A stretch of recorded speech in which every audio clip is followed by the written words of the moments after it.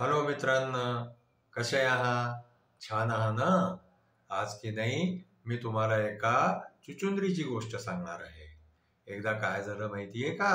एका गावामध्ये एक महात्माजी राहत होते. ते महात्माजी रोज सकाळी नदीवर जायचे. नदीमध्ये जाऊन पाण्यामध्ये उभे राहायचे. आणखीन ते आपल्या ओंजळीमध्ये पाणी घेऊन आणखीन सूर्याला अर्घ्य द्यायचे. आता काय झालं, एक दिवस असेच ते नदीवर गेले असता ते सूर्याला अर्घ्य देऊन राहिले होते. तर तेवढ्यामध्ये काय झालं की त्यांच्या ओंजळीमध्ये आकाशातून एक चुचुंदरी येऊन पडली. त्यांनी त्या चुचुंदरीला हातामध्ये झेलून घेतलं. आता त्यांनी काय केलं माहितीये का? वरती पाहिलं तर वरतून एक घार चाललेली होती. त्या घारीच्या पायामध्ये ही चुचुंदरी होती. पण काय झालं की माहित नाही कशी त्या पायाची पकड ढिल्ली झाली. आणखीन ती चुचुंदरी खालती येऊन पडली महात्माजींच्या हातामध्ये. आता महात्माजींनी काय केलं माहितीये का? आपल्या शक्तीने जे आहे ना त्या चुचुंदरीला एक मुलगी बनवून दिलं. आता ती खूप सुंदर मुलगी बनली. आता ती मुलगी दिवसेंदिवस मोठी व्हायला लागली. ती जशी जशी मोठी व्हायला लागली तसं तिचं वय वाढलं. तर महात्माजींनी विचार केला की आता या मुलीचं आपण लग्न करायला पाहिजे. तर त्यांनी त्या मुलीला विचारलं की तुझं लग्न कोणाशी करायचं? तर ती म्हणायला लागली की दुनियेमध्ये सगळ्यात बलवान जो असेल त्याच्याशी मी लग्न करीत आहे. तर ठीक आहे. तर ते म्हणायला लागले की दुनियेमध्ये सगळ्यात बलवान जो आहे तो सूर्य आहे. तो पूर्ण पृथ्वीवरती जे आहे ते प्रकाश फैलवतो, उष्मा देतो. तर त्यांनी काय केलं की आपल्या शक्तीने सूर्याला बोलवलं. तर त्या मुलीनी सूर्याला विचारलं की अरे तुझ्यापेक्षा कोणी बलवान आहे का? तर सूर्य म्हणाला की हो आहे की माझ्यापेक्षा बलवान. माझ्यापेक्षा बलवान जे आहे ते बादल आहे. ते बादल जे आहे ना ते जेव्हा माझ्यावरतून येतात तेव्हा जे आहे ते मी आकाशात छिपून जातो. ते माझ्यापेक्षा बलवान आहे. माझा उजेडही पडत नाही, आणखीन माझी गरमी पोहोचत नाही खालपर्यंत. तर ती मुलगी म्हणाली की मग मी तर बादलशीच लग्न करीन. मग महात्माजींनी काय केलं माहितीये का? त्या बादलला बोलवलं. बादलला विचारलं त्या मुलीनी की तुमच्याही पेक्षा कोणी बलवान आहे का? तर तो बादल म्हणायला लागला हो आहे ना. माझ्यापेक्षा बलवान जे आहे ते हवा आहे.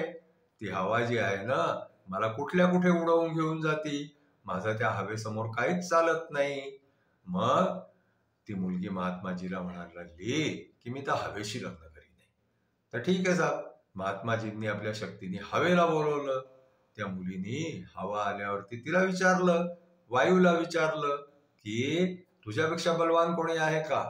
तर वायू म्हणायला लागला की हो माझ्यापेक्षा बलवान जे आहे ना तो पहाड आहे. तो पहाड जो आहे ना तो मला रोखून घेतो, मला दुसरीकडे जाऊ देत नाही. तर ठीक आहे. ती मुलगी म्हणायला लागली मी पहाडाशी लग्न करीन. मी आता ह्याच्याशी नाही करणार. तो ह्याच्यापेक्षा बलवान आहे तर मी पहाडाशी लग्न करीन. पहाडाला बोलवलं महात्माजींनी. पहाडाला विचारलं की अरे तुझ्यापेक्षा बलवान कोणी आहे का? तर तो म्हणायला लागला हो आहे की.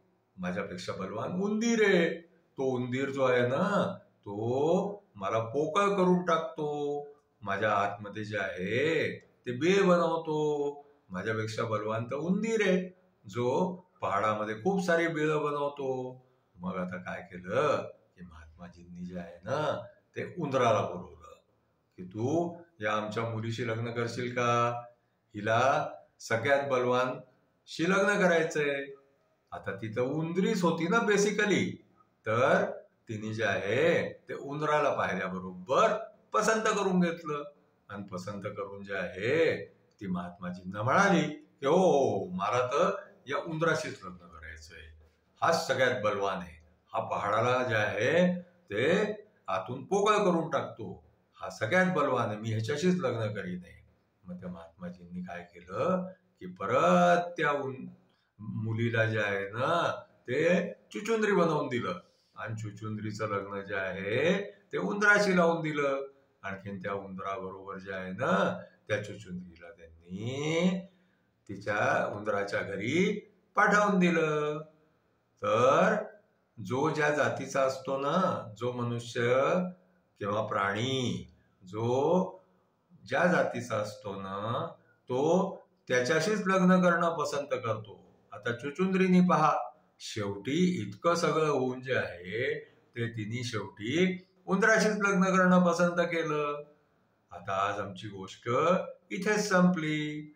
तुम्हाला आमची गोष्ट पसंत आली असल्यास, आवडली असल्यास त्याला लाईक करा, शेअर करा, आमच्या चॅनलला सबस्क्राईब करा. धन्यवाद.